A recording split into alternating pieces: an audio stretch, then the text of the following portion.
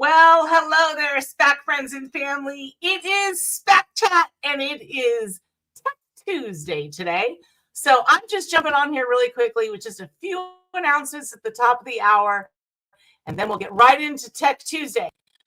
First of all, if you're tuning in from Facebook, Instagram, YouTube, LinkedIn, make sure you toss us a comment. Let us know where you're watching from. Second of all, you can share this broadcast at any time, especially if you find something really important that you want to share with your friends. And all of our videos are stored on our Facebook page and our YouTube page. So if you want to go back because you might have missed a SPAC chat, or you want to revisit an idea or a topic that we talked about, they're always there. Updates regarding SPAC 2025, our 70th anniversary. Let me tell you, book your room. They're going fast. Okay. Second of all, photo contest and one-on-one coachings. Those signups for our attendees are not taking place until after the new year. So enjoy your holidays and worry about that later. The other thing we will be adding is the menus. Yes, we will be giving you a detailed menus. We do identify things with gluten-free and vegetarian. And so that is identified. And then if at any time that still does not accommodate you, you just need to find a server during mealtime and they will work with you on getting you a meal that works for you. Okay, but those are things that can wait until December. Right now, what you need to do, if you have not done it already, is download the Whova app and start working on your personal agenda. So when you go into this set schedule and you see a class and you read a description and you know, oh my gosh, I need to go to this class, you just simply add it to your agenda, which then puts it on whatever calendar system you use. For me, it's my Google Calendar. And you can even set up a reminder. I always do 15 minutes before the class. That way, if you're caught up in a conversation in the hallway, the alert goes off in enough time for you to get in your class and you haven't missed anything. A lot of our speakers, please remember that they are volunteers. We do not pay our speakers. So that means if they decide to share their slides or if they decide to allow you to videotape or take screenshots of their presentation, it is entirely up to them. But all of our speakers are really, really wonderful, and they always make time to meet with you after so that they can answer any questions. And a lot of our speakers are our coaches for that one-on-one coaching. Okay, that is all the announcements that I'm going to go on with today. I'm just going to go ahead and bring our host on stage. Matt, welcome to Tech Talk. Hey, how's it going, Corey? It's going great. I'm going to go ahead and disappear behind the curtain and do some of your production work while you introduce your first speaker. All right, perfect. Well, you guys, thanks for tuning in. Thanks for checking out another Tech Tuesday. I'm going to be honest with you guys. Putting these together and working on them is always like, I was looking for ideas and suggestions. And this month, what I decided to do is I'm bringing on a couple of my buddies. So we're bringing on my great friend, Nick Schub. Not hello. What's saved in my phone for the last few years, and I will not change on principle alone. Did I ever tell you what I have Michael Rack's name saved in my phone as, Nick? You have not. Michael Raj. It was a typo, and I've just let it sit. So you are in good company of the misspelled names in my phone. And we got another buddy. Coming and joining us. It's gonna be a couple minutes behind schedule, but my buddy Birdie out of New Jersey. And essentially one of the things I wanted to cover today is we're gonna just kind of have a light general talk about the year, where technology fell into our year, what things we were able to automate. We've got kind of a list of questions to go through. And it's just a real conversation. So if anyone out there has any questions specifically during this talk that you are essentially eavesdropping into Nick and I having a conversation, make sure you chime in, get your questions asked so that we can answer them.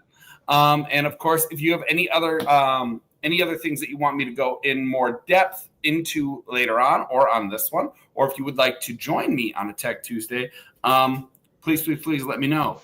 So, all right. So I was talking to our mutual friend Jeff Allen, and Jeff is so funny because Jeff was worked at Life Touch for I think something like 8 or 9 decades, and Jeff bleeds blue. And we were chatting. He goes, "Oh, he's like, so like, is your season starting to wind down because like schools are almost over and blah blah blah blah blah." And I kind of jokingly said to him, "You have to remember, Jeff, that like schools are a side hustle for us because we are still primarily a sports studio."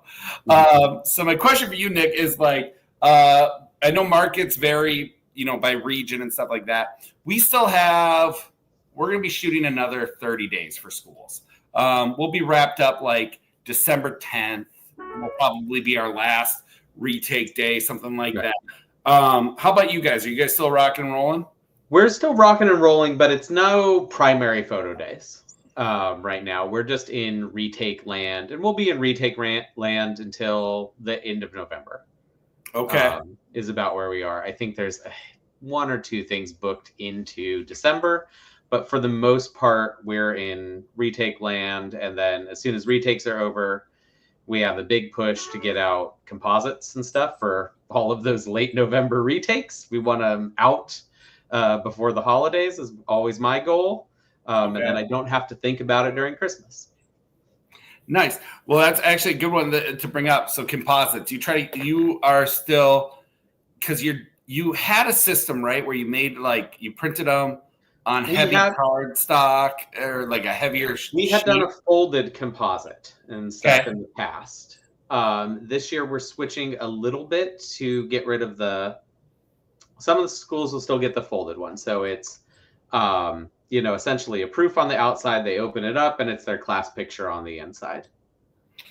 And so you were able to automate that process out though, so that it actually had a link to the gallery on the folded thing, right? Yeah. So it goes You're right. So it has their gallery. So if all of our schools, everybody gets a composite. It is one of the things where it's like, hey, you get a free composite. Okay. And so that's one of our, we don't do a lot of commissions out in California, but we give away a lot of extra bonus stuff. And so composites are one of those. I think that the ability to automate that, to add on the proof, like the direct gallery, is so smart. Because I think about it this way, like for us, we are lucky where we get our data directly from the schools. And so we aren't reliant upon like the sheet of paper getting home. We do direct emailing to families. Problem is like no matter what, no matter how good our data is and stuff like that, we're still at like, 80% open rate, which means that 2 out of every 10 kids we photograph never see their link. And so I would think having the physical paper thing to incentivize that, I think that's got to be cool. It's super handy. And one of the other things that, to be honest, we're doing a little bit this year, and we're doing a kind of a test for the folded versus packed in an envelope, which is what we used to do back in the day. And I did not think about this until last year, or 2 months ago when I was planning all this stuff out. And I said, "Oh, duh! Why didn't we ever do this before?" But literally, we're doing some schools, put them in an envelope, and we have the ability to print on a 9x12 envelope. So any software that somebody out there, hopefully watching this chat, can, is using, like a photo day, a Got Photo, a Blueprint, any of those that you can come visit at SPAC, they can print a letter size proof. And if you put a letter size proof, it prints really nicely on the outside of a 9x12 envelope. You shove your composite in it. Brilliant. That's awesome. Yeah, that's great, because that's always the goal. We're exploring opportunities on how to get like some sort of little tchotchke items to some of our sports guys as a giveaway, to make sure that coaches are handing them out. That would also double as a proof link. But I think that's neat. We are doing, I talked about this on a previous SPAC chat. One of the things we're doing differently with our class composites this year is we've made a shift to digital delivery on it. Right. And it's not an all-in thing. It's 2 of our districts we've moved to this year on it. And so we are using it as a way to, it's a win-win-win-win-win-win-win for everyone. We are no longer going to have to print thousands of 8x10s for this school. Print, package, sort, deliver. We're going to be giving them a free digital download of their image, which today's aged parents, they'd much rather have a digital file than a physical 8x10. And it's going to give us another opportunity to get them into their gallery to place another order. And so that was our shift with technology on classroom composites this year. And I'll be honest with you, I have no idea how it's going to work. Our classroom composites, though, we are not nearly as ambitious as you. Jessica is the woman who runs our schools department. So she kind of spearheads a lot of that movement, her and her team. And I think our classroom composites, if we're because we send everything out, it gets proofed and approved and then printed and delivered. We start trying to get those delivered in January, February. It's definitely after winter break, though, for us. Yeah. Do you have any other big things that you automated this year in your process? We automated a lot of our laptop, and this has been an ongoing project. So starting about I guess I would say starting last fall. So it's been kind of a 3-season progress. We have moved a lot of our capture from, automating that. And if Bertie comes on, he can talk about this too. It's from the camera, going to the laptop, and going straight up to our Shube cloud is what we're calling it. Okay. And it's getting processed in the cloud up there and then straight into the e-commerce gallery. Yeah, we switched to Blueprint this year from Image Quicks for our school capture. We still have not gone the route of shooting tethered. And and I know this is going to blow a bunch of minds, but we actually still photographed this year 140,000 kids, 3 poses per kid. We photographed just over 1 million images that we had to sort, process, and deliver, and we photographed it all in RAW still. And not crazy though. The laptop saves a RAW file. Oh, Bertie's here while I'm talking about why I shoot RAW. This is perfect timing. Oh my God. Are we live? Yeah, we're live. Next year's gonna be the year we're gonna make some switches to speed up our workflow.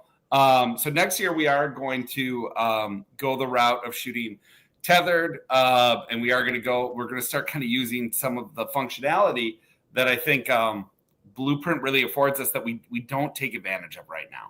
And one of the things that I was really excited about with Blueprint was the integration with Skylab. And I just thought that was a really cool part because I think our workflow, I think a lot of people's workflow, it ends up not everybody kind of has your system, right? You're going boom, boom, boom, boom, boom. But they end up being independent segments, I think, for a lot of us. And so it's this is what we do for the first part of this job. This lives here. And until this is done, we can't move on to the next chunk. And that lives here. And so I'm trying to be much more intentional in the softwares and the processes that we're using to have a system that really does allow a more hands-free workflow for us. And so I'm still not as, I've seen some people that I think Eric Miller told me one time that he was delivering galleries while the kids were still there at picture day, maybe. And he was saying that Geskis can do it, Candid could do it. Yeah, I don't know that I want to get that fast. And I think and to me, I'd like it to be a thing that takes, I think instantaneous. I don't know. It feels like I don't want it to, you want it to look like somebody's looking at it. Yeah, I want it to look like there was some work done. And it's not to knock it. It's not a dig. I don't know that I would do it if I could. But I would like to see us speed up our delivery time. And I think that that's going to be something that we put tremendous intention on. absolutely not looking forward to buying 50 freaking laptops next year. And I'm not looking forward for the first person that works for me to drop and smash theirs and have to go through that. But it's part of our journey. Yeah. So that's what I think. That's what we're working on next year. That's our big intention, I think, is we're going to move to a tethered system. I think we're going to change the way we're capturing. We are going to go to photographing in JPEG. And then we'll probably have the raw backups. And then and we're only going to launch this on our school work for the first year. And then we'll look at bringing it into sports. I think with sports for us, it just is, there's certain sports, like I'm not worried about bringing it in like a laptop and shooting tethered for a basketball association. I don't want to drag it out on a football field. No, yeah, we don't drag it out for sports if we're in the field. Okay. Yeah, if it's basketball, indoor, composites, whatever. Sure, you could take a laptop out there, but no. I mean, California, when we start shooting soccer, which is our big one out here, it's 105 degrees outside. And ain't nobody hauling that across the laptops will just turn off. They'll tell you it's too hot. So what about you, Bertie? What are you going to be working on for next year? So I've already resolved the image, the what you're talking about earlier. It's pretty much you're looking to do a image processing pipeline. That pretty much avoids the gap between these the stages that every image goes through. So that's what I've done. I've built my own in the past 2.5 years. We had it full scale this year, where shooting tethered gives you a huge advantage on the image, like the pose selection. You're kind of doing unintentionally an image culling as you're taking the picture, right? Because the photographer is going to have a bigger screen and is going to look at the, it becomes a second nature to look at the picture that goes, into that screen. So that saves, serious amount of time in the post-production. And then what you can do now is, so part of, and I'm only talking about school pictures because this is my bread and butter. You can literally train your own model to do a picture selection. You say you feed 2,000 images, bad ones, bad poses, and then another 2,000 that are images that you accepted as good enough. And then automatically now you put this model in the front runner as a front runner to say, well, this pose is good, this pose is not good. And I was able to do a full circle, meaning as I was taking the picture, and it's a big discussion whether you want to make it instantly available or not. I agree with you. You need to give an impression that you're kind of actually working on a picture. By making it instantly available, it continues to diminish the value of what we do. So it almost makes it as valuable as a iPhone picture, iPhone portrait you take. All right. Mm-hmm. So, but you can still internally leverage that, meaning you can still push your images through your pipeline to come to your office, and whatever image processing platform you use, Skylab, Slazer, Remove BG, whatnot, is going to just knock out the background. You can implement retouching. You can do all sorts and have it production ready. However, one of the critical lessons I learned is no matter how fast you are on your front end on your picture day, you're as fast as your slowest part of the pipeline, right? Mm-hmm. If your output on printing is going to be 300 images an hour, 300 pictures an hour, no matter how fast you bring those images to your printer, you still 300 pictures an hour. You'll hit a bottleneck. Most of us have a Correct. bottleneck. I agree. So the hard look I took at was, well, what is the opportune cost of farming all this image processing tasks out? And obviously the model is simple. It gets you on average $1.50 if you're doing cropping, cooling, color correction if you need to, and background removal. Average an image, right? To me, I'm my small scale. I was looking at 25 grand a year had I go farming it out. Mm-hmm. So it kind of made sense to spend maybe close to $50,000 to build my whole enclosed pipeline. Okay. And now I let AI on two modes. On the learning mode, as I'm taking pictures, it learns what kind of pictures and which one I'm selecting. At the same time, it does parallel processing where it removes, corrects, glass glare, the whole 9 yards, fully automatic. Yet, the challenge is going to be always your tangible product, how fast you're able to spit that out. And it's going to take a while before the infrastructure we leverage, labs and whatnot, and equipment will catch up with this kind of disparity in speed. Yeah. So with your process, I know you've built your own walled garden on this. Is there you've made your own process on how to do this, which is awesome.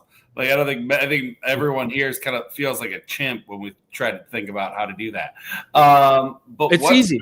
What's the next step, I guess, in what you're trying to automate on this? So now what I'm doing is I don't have next April is going to be my 10th year doing this business.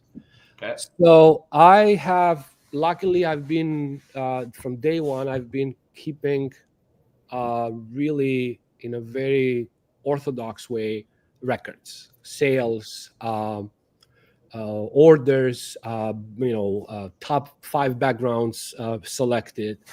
So now I'm kind of want to I'm doing now a training on the ability for the model to predict which are the top 5 color schemes people selected when they purchase pictures. Okay. When was the best times people ordered? I'm now shifting because image processing is a problem that's been solved probably 15 years ago. It's not a rocket science. It's not really something that it's stupid simple. But anyway, my idea is to be able to have this living being which actually for every input predicts at least two outputs, two alternatives. Let's say Matthew the Body purchased pictures 7 years ago, and he selected on all his orders, he had 4 backgrounds he picked. And he ordered on a Tuesday and Thursday. So, and usually it was 6 p.m. What I want to be able to accomplish is now autopilot the marketing. 5:45 p.m. that email hits his box on Tuesday night. Correct. Yeah. So, and then also be able to track the whole clicking activity Matthew does when he receives the email. And what is now this is going to be a guard of my simple website. Where are people roaming around my website and why they're stuck or why they're abandoning it? Mhm. So my 3 years plan is to automate this whole engagement we have with people. Awesome. Yeah. Nick, what about you? What's your next step? My next step, we got two kind of different things that are way on either side of the spectrum. Is I'm not quite as regimented as Master Birdie here, as far as where I've kept the data. I'm a platform jumper, a platform maker. I've tried just about everything. So what I'm looking for and doing a lot of work for right now is to using AI to merge all of our old data together. Hey, we have all these jobs from Photo Day. Hey, we have some really old jobs on Got Photo. We have these jobs on our system. Put all of that data together and, do it. And the same with our marketing calls. Hey, here's the spreadsheet from this year, this year, this year. Of course, we were terrible, and none of the column headers actually match. One is, school secretary, one is school office manager, all of that kind of stuff. And using AI to kind of combine all of that data and get that big picture that Birdie's talking about. And so that's one side. The other side, robots. But that's for people that own labs. Oh, yeah. You gonna get a Tesla bot? Well, actually, no, man. I'm thinking cobots, like $6,000. You can get a little robot arm, stuff everything in envelopes. That's what I want. Well, that's what you actually did give me a good segue. So one of the things that I always joked was going to be like my biggest flex was when I got a laptop that wasn't powerful enough to run Photoshop. Like when I was able to say, because you don't need it anymore. As like the guy who, when we ran a small business, it was like Jordan, Chelsea, and I, and like all three of us, it was like, okay, well, like we can all Photoshop this, we can all Lightroom this, everybody did everything. And like now that I'm like, I bought my laptop, I intentionally bought a laptop that did not do graphics work, which was a pretty cool thing. But one of the things I've been playing with for AI is I actually bought, and I can't show you guys because I'm using it right now, but I actually bought a Dell laptop. It's about this big, and it's fully integrated with Copilot. And so it's got the Snapdragon new processor, and it's running Copilot. Do you guys know about Copilot? Have you guys used it at all? Yeah. I've messed with Copilot a little bit, and it's using similar libraries to ChatGPT. Yeah, it uses the same. It does. I think a lot of the same stuff that ChatGPT does, but it kind of like we were talking about with one of the big draws for us with Blueprint was like it's the integration already in it, and so it's like it'll help me draft emails. It'll pull in and set up appointments for me on my calendar. We do something I think is really cool. One of these times you guys are going to come down and hang out for it, but we do this, we call it a leadership forward, not a retreat, because a retreat, we run away from stuff. We're running towards leadership. So it's our leadership forward every year is in Mexico.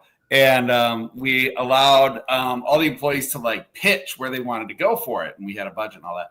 And I just loaded up my ideas into PowerPoint. And it built me a PowerPoint slideshow with AI imagery. Like, I think I sincerely believe I could write a speech on a lot of things in volume photography in 30 minutes and get up and give a talk with visuals. So Copilot's been something that I think I'm still like very entry level user on this. I can't wait to see what we can do with automation. For reaching out for sales. I can't wait to see the follow-ups and the other things that are available in it because it's a pretty massive program. What have you used it for, Birdie? Anything cool? I originally had Copilot on my code writer. Okay. And then as I was kind of comparing with ChatGPT, I noticed that it had it had two things that I wasn't first aware of, and then I became aware of, that kind of limitations. That first, if the answer of something you asked would be hitting a public library, it would limit it. It would just show it to you and then hide it immediately, saying, "Well, this is public information. I cannot give it to you." Okay. Or it's hitting a licensed library. So I'm sorry. While at the same time, as you with any language model, once you start using it for a specific field and task, now you get better understanding what to ask, and and maybe correct, and maybe say, well, maybe this, what you suggested me, should be put in a different way by adding this and this, and then would probably reiterate and give you a different answer. Then I no longer use the Copilot on the VS Code writer. Now I use straight GPT-4o, which has now directly, it has an integration, and it does a much more better and robust work on anything. Okay. Perfect. Now, just a little, little information. Now everyone can have their, you can download a 6 gigabyte ChatGPT language model, which can be completely offline, without having to use internet or having your data or your interaction with it going to some servers.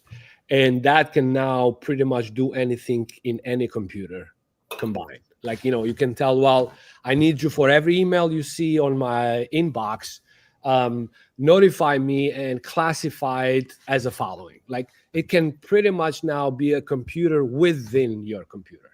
That's crazy. And you can download it completely offline. Yeah. Because that, I think, was the big concern with, I think, a lot of the ChatGPT stuff is we couldn't, load a roster in it because that roster became public. Yes. Yeah, there's a lot of stuff like that. You just, if anyone out there is listening to this, make sure you're getting, the enterprise version of whatever you need, and where your data is held. Yes. Well, I'd be terrified. It'd be the easiest way to wreck your business, man, is all of a sudden you find out that you were uploading student data, student images, and they get out, and it's a free-for-all, and people find out it's because you didn't read the terms of service or understand where you were putting your images. Just tell that school's office manager to email you the spreadsheet in the format that you asked for. It wouldn't be as someone in the OpenAI needs to intentionally hate you to really go after. They would need significant amount of resources to get your data that you submitted to a readable format and then come after you.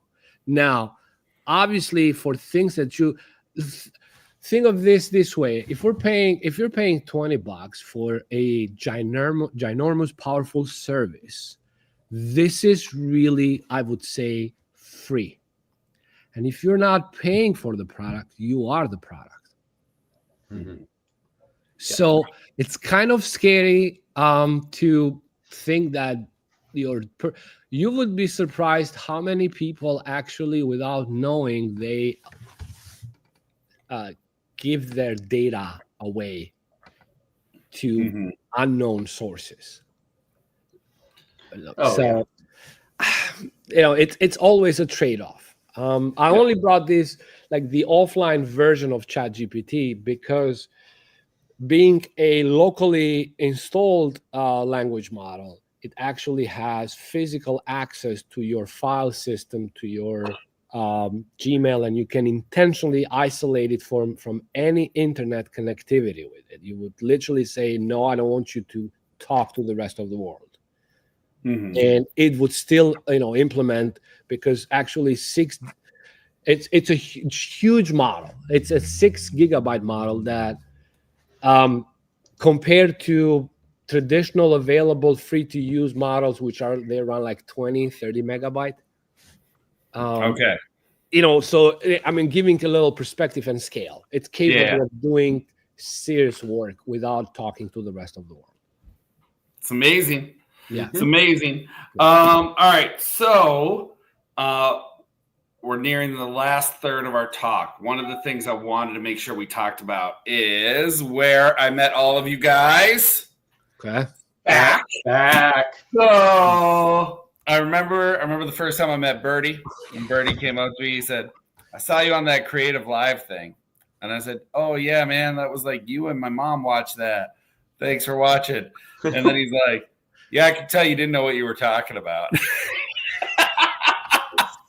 And I was like, "Yep, we just became best friends."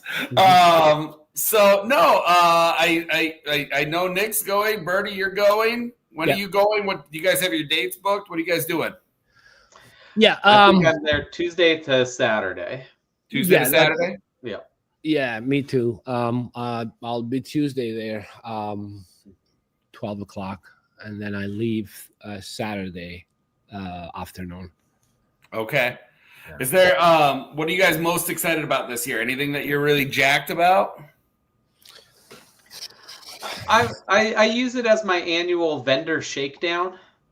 I will admit I love the trade show, and I just ask everybody, what's next? What's next? What's next? What you got for me? That is my favorite thing to do at SPAC. I mean, all the hallway conversations are great. All the non-specific SPAC things that happen, the meeting up with friends, the meeting other photographers in the hallway, that's fantastic. But as like a SPAC, like on the calendar thing, that trade show, my favorite part. Yeah. And there's like a whole bunch more trade show booths this year. And so sold out. It sold out like a couple of times too. Because they sold it out, and then Michael was able to like move some stuff around and get some more room, and we added in this other section, and all of a sudden and then it's sold out again. I'm excited. It's like the whole layout. Corey and Michael Rack specifically worked the hardest on the trade show. God, they killed it this year. I'm excited. If you've been excited about the trade show in the past, it's going to be way better this year, which is phenomenal. I like. I used to be like way back in the day when I first got into this industry back in like 2004. Like my dream was to be a destination wedding photographer. And like I was like, oh my God, wouldn't that be the greatest life ever? I really thought that's like where, like, if I could pick my own adventure, that's where I wanted to end up. And you know, I wound up where I am, pretty happy with where I'm at. But I can remember when I was in the weddings, man, like it was WPPI was my conference. And I used to go to WPPI, and I got to know all these photographers from all around the country. And it was always my favorite thing to go to because it was like the place I saw my friends. And so it's like, and I knew that I wouldn't always see, like it was the one time every year that they were all at one place. And so I'm excited. Like I've been out to see Birdie. I've seen him out in New York.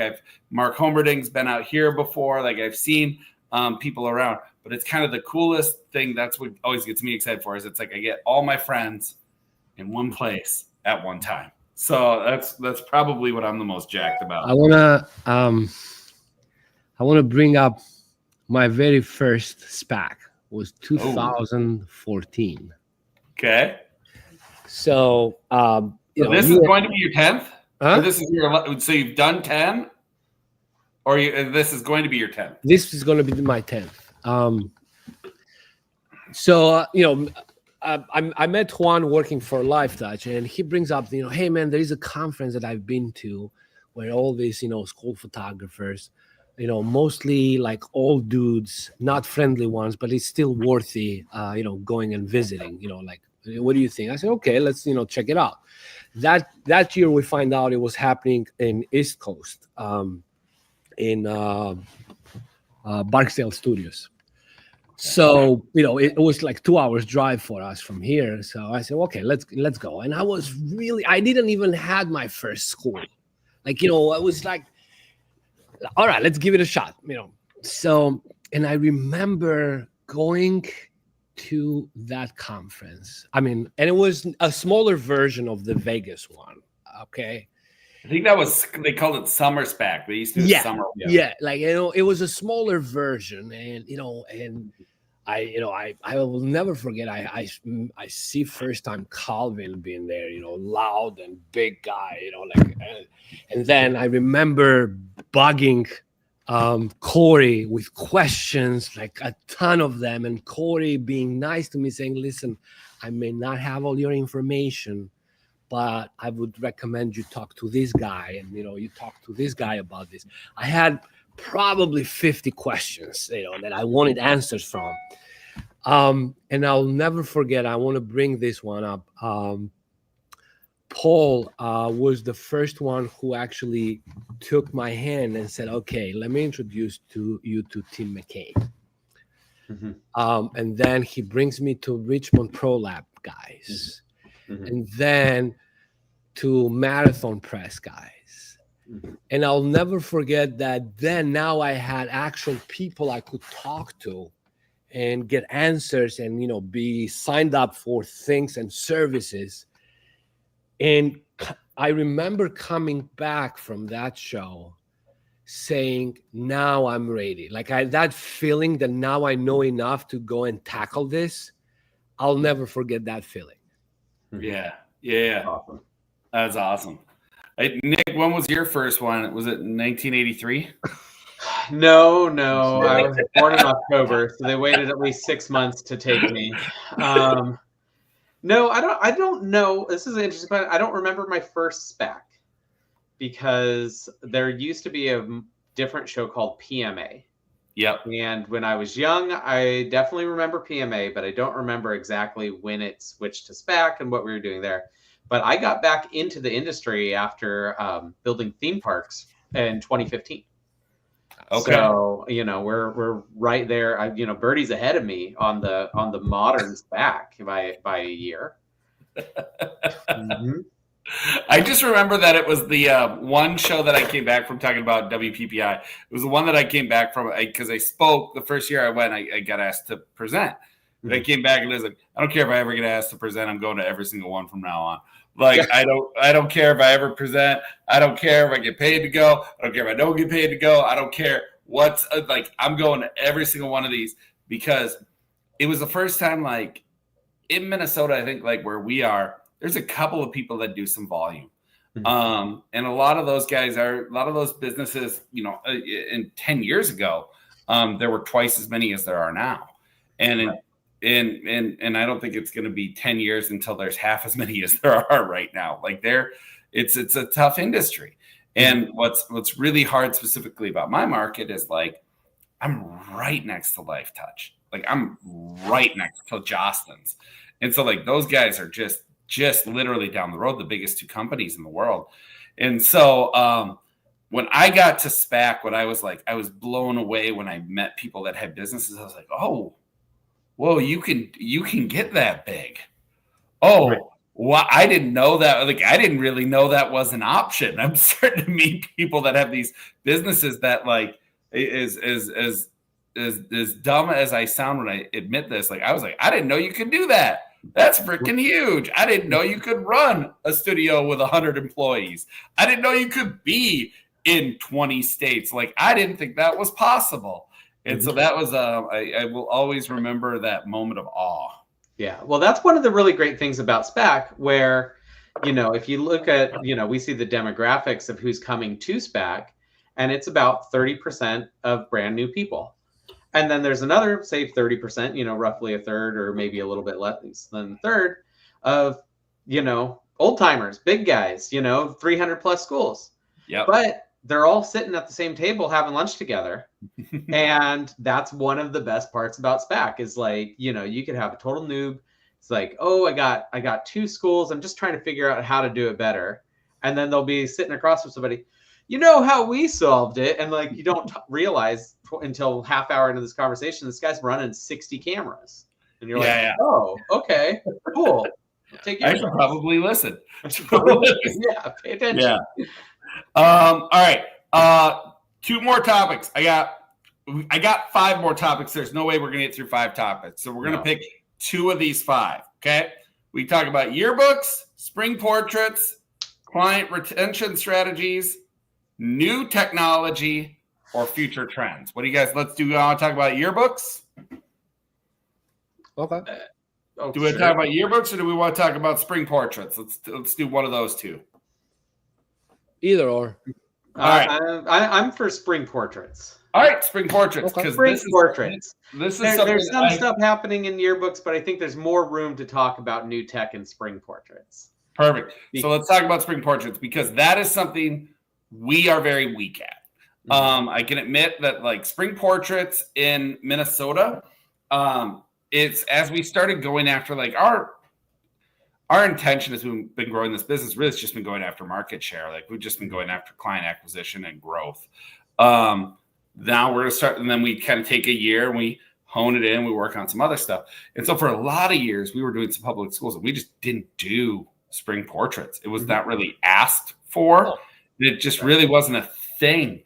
And so developing a good spring portrait plan, putting that into effect. Now we have some that started insisting on it and it's growing into a bigger part of our business. But I'll be honest with you. I think we got plenty of room to grow in what spring portraits are. So can you guys each tell me about like, what is your spring portrait program? What does that look like? And how do you make it be a thing that's worthwhile? Nick, you want to go first? Yeah, sure. So our spring portrait program is not at every school. Not every school wants it. We have, I would say, but roughly 50% of our schools run a spring program.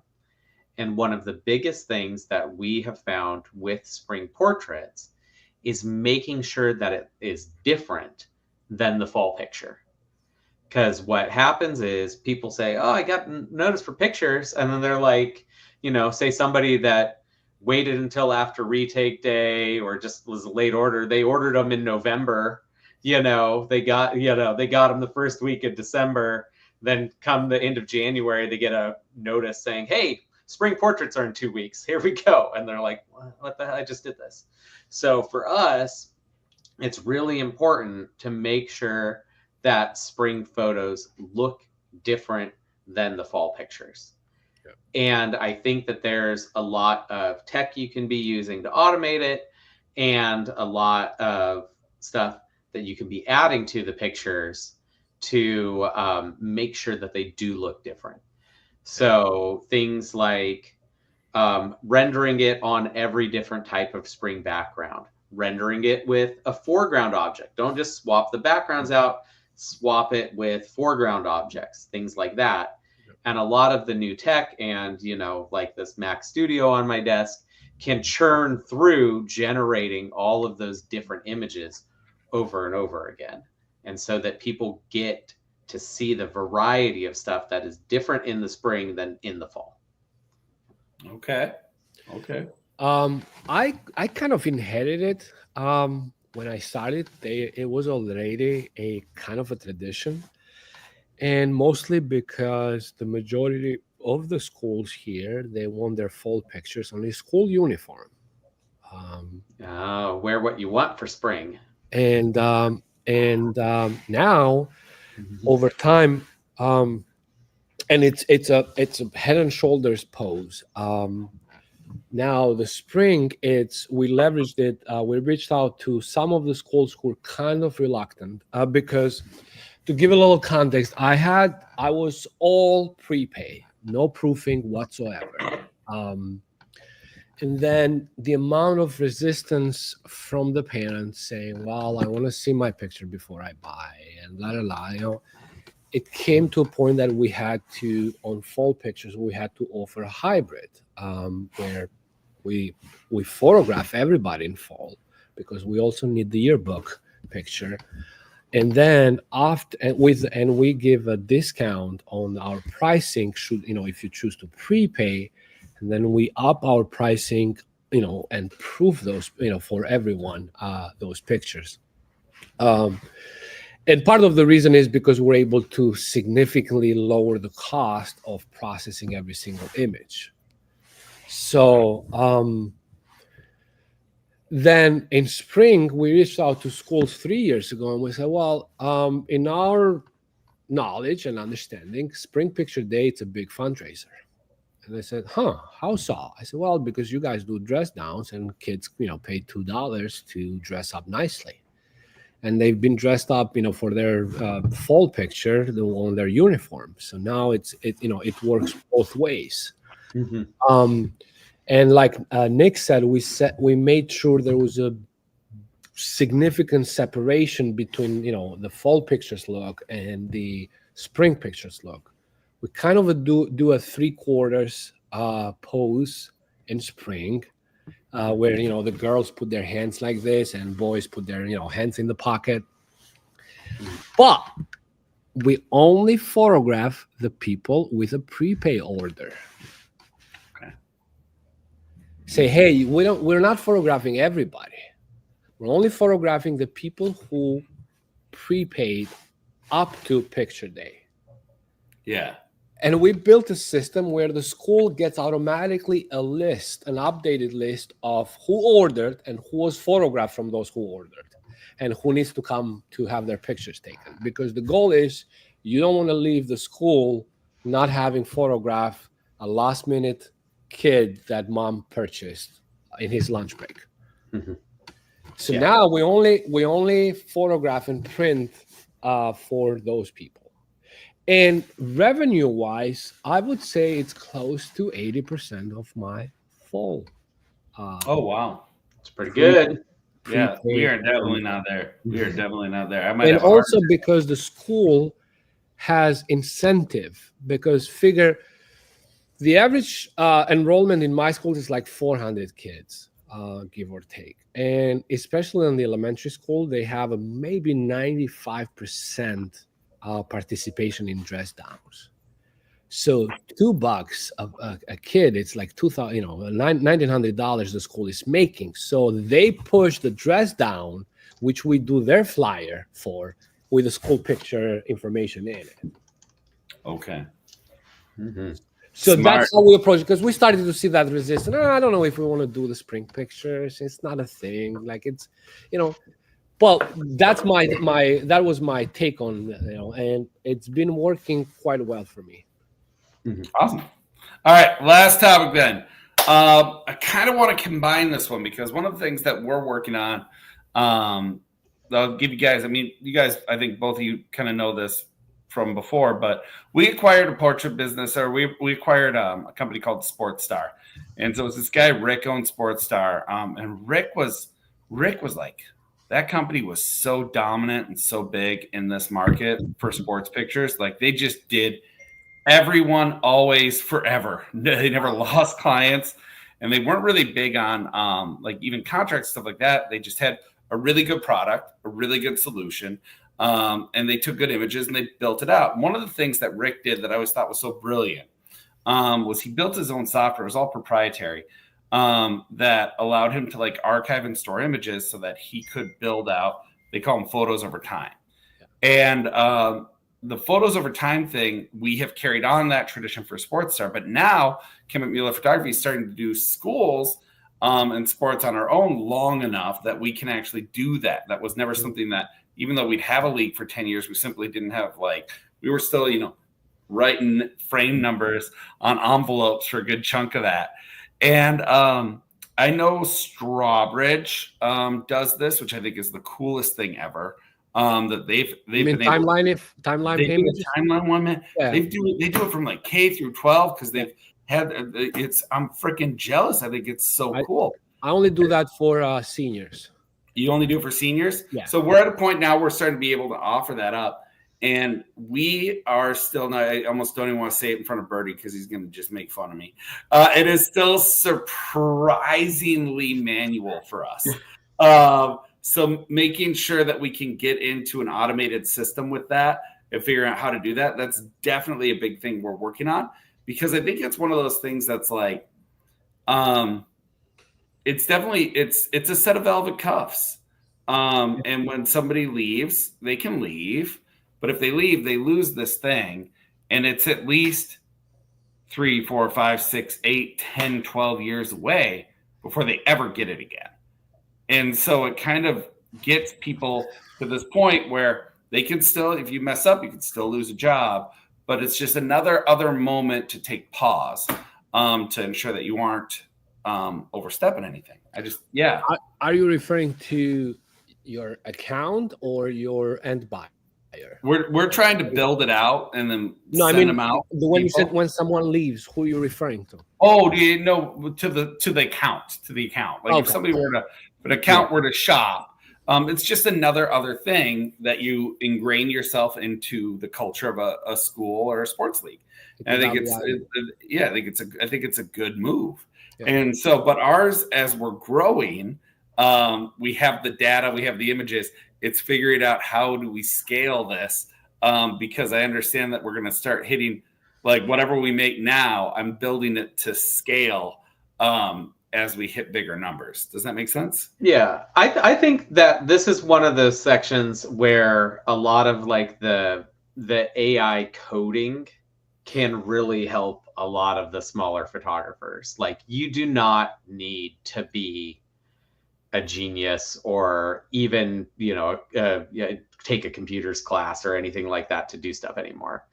We had like most of, Photoshop and all the Adobe products, they can run JavaScript. Like they can run outside softwares. Like Pixnub is essentially doing that on all of these Adobe products.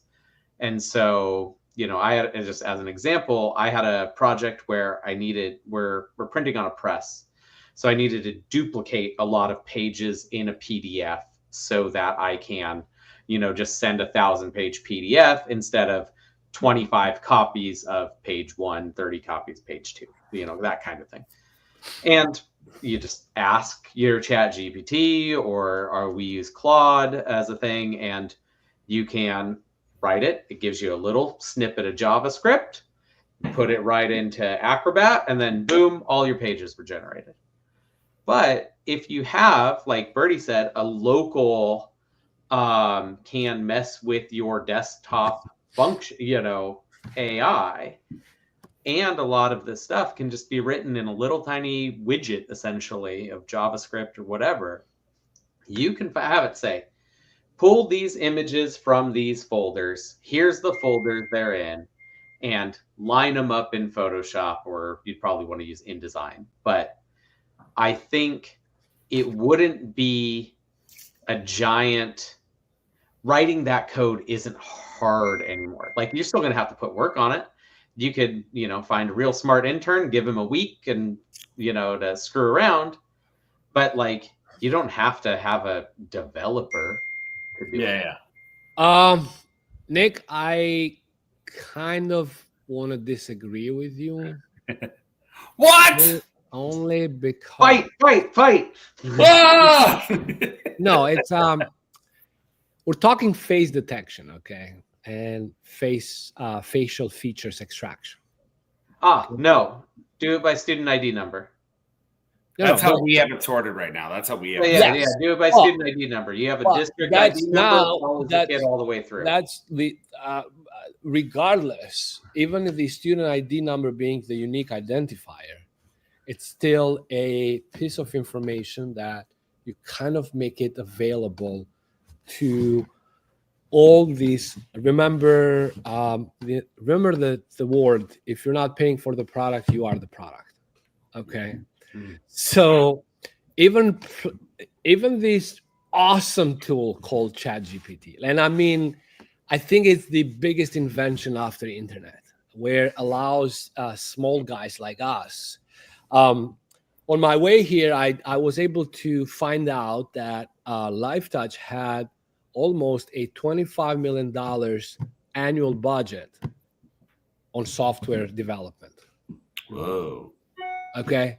When there was no AI, no nothing. There were actually hardcore engineers and developers putting things together. Because at the end of the day, the core value of LifeTouch was also the software. Mm-hmm. Like that was the ability to scale on those levels. And we all know it's very natural when you grow up your business, you want to go in the route where you own your own software. or at least the most part of it. Anyway, my fear, and this is from my experience, is that some of the free code that you're given and telling you which libraries you want to use, I have seen it came to a point where I had to hire actual developers. And AI is a very good tool for you to have an MVP, a minimum viable product, a proof of concept, where now you tell your developer team saying, well, here's what I've built so far on my own, and here are the logics that I have implemented, but now I need this to be a robust, safe, secure platform with no backdoors.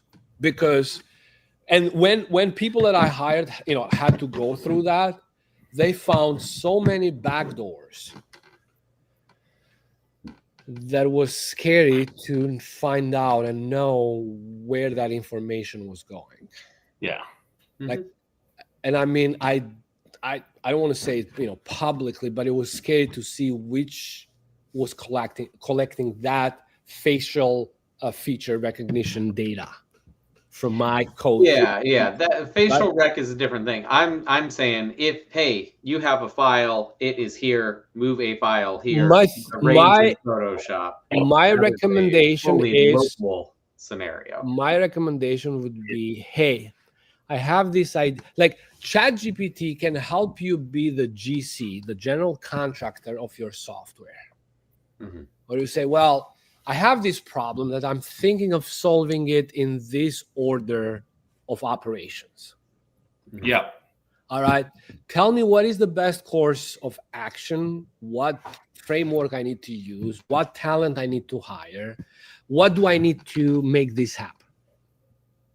And then from that point, you then start kind of dissecting it in smaller pieces, and you can still build your own proof of concept of anything before you hand it then to your developers, because 80% of the energy goes to communicating it what you need. Definitely. On that note, we hit our time slot. I'm not getting fired by Corey today. Okay. So we're going to do a hard stop on this. I love you guys. Thanks for hanging out. I appreciate you. It is 5:00 somewhere here. So I'm gonna pour myself a beer and start to unwind for the day. But thank you so much for hanging out and being a part of this. I can't wait to see you both. It's back in January. First and second beer is on me. Okay. Awesome. All right, guys.